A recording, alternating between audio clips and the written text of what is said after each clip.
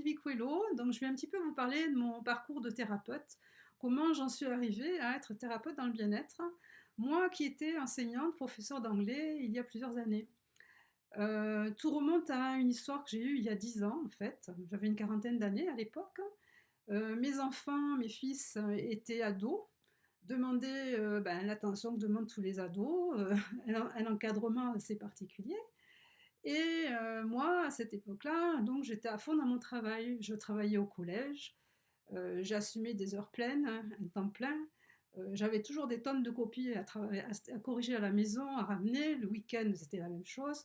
Mais à côté de ça, évidemment, comme toutes les mamans, je ne vais pas me plaindre, comme toutes les mamans, j'avais aussi le ménage, les courses à préparer, les enfants amenés à droite, à gauche, parce qu'on était un petit peu éloignés à l'époque, plutôt à la campagne. Donc toutes les activités, c'est moi qui m'en chargeais sur mon temps libre. J'étais quand même courageuse, j'arrivais à trouver un petit peu de temps pour faire du sport. Mais très vite, j'étais épuisée. Ça faisait déjà quelques années que je traînais une bonne fatigue. Et j'en suis arrivée à avoir des problèmes de sommeil, de dérèglement du sommeil la nuit, et de ce fait, des angoisses, du stress. Malgré tout, j'ai encore continué après ça pendant 3 4 ans.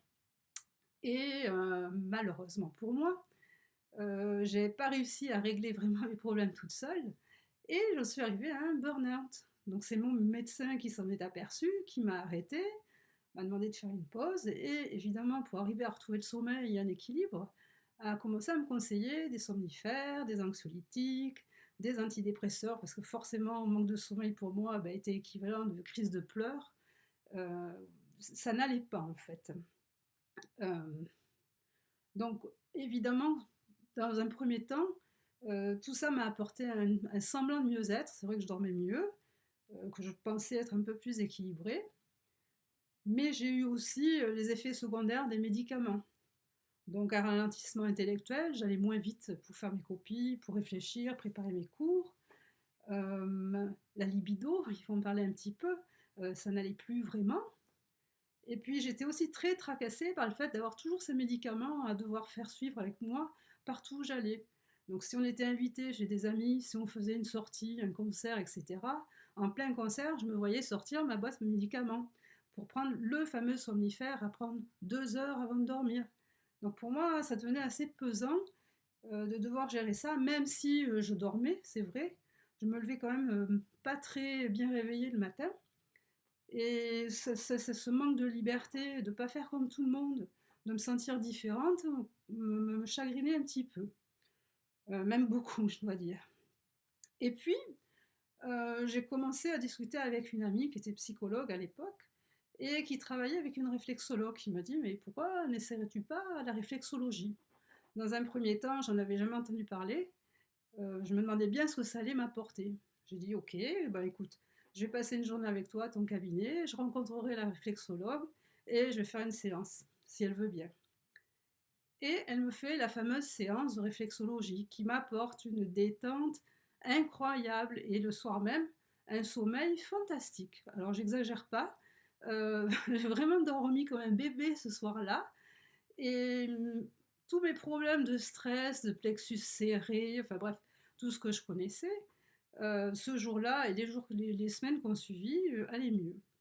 Et là, j'ai découvert une thérapie vraiment, pour moi, miraculeuse, parce que j'en avais jamais entendu parler, et une autre façon de me soigner.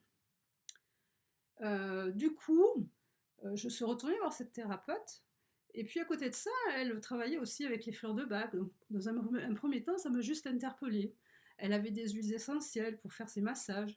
Là aussi, je me suis dit: tiens, il y a des choses intéressantes, ça me parle un petit peu, toutes ces fleurs. Elle m'a aidée en fait à mieux dormir. J'ai aussi rencontré une naturopathe qui m'a conseillé des compléments que je ne connaissais pas, complètement naturels. Et en fait, moi, ça m'a mis sur une piste, en fait. Le métier d'enseignante, à cette époque-là, commençait à me peser, ne me plaisait plus, et je ne savais pas trop comment en sortir, en fait.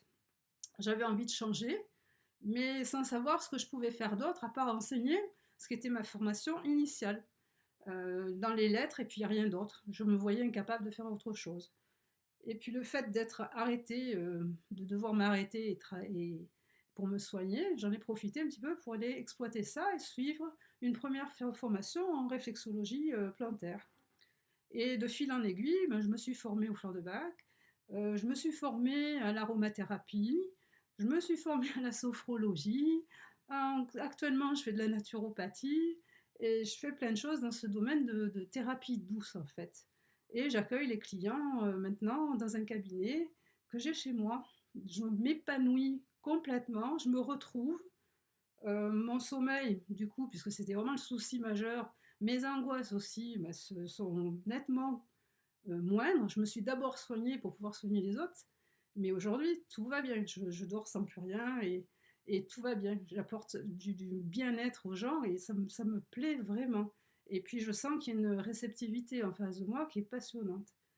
Donc, pour en venir un petit peu à ce qui se passe maintenant, moi, j'ai une trousse à outils, en fait, pas magique, mais que je trimballe un petit peu partout avec moi, un minimum de fleurs de bac, d'huile essentielle qui ne me quitte plus jamais. Ça m'assure mon sommeil, alors c'est vrai que ça me tranquillise peut-être, mais aussi j'acconseille à pas mal de gens et je vois que les effets sont bons. J'ai toujours de très bons retours.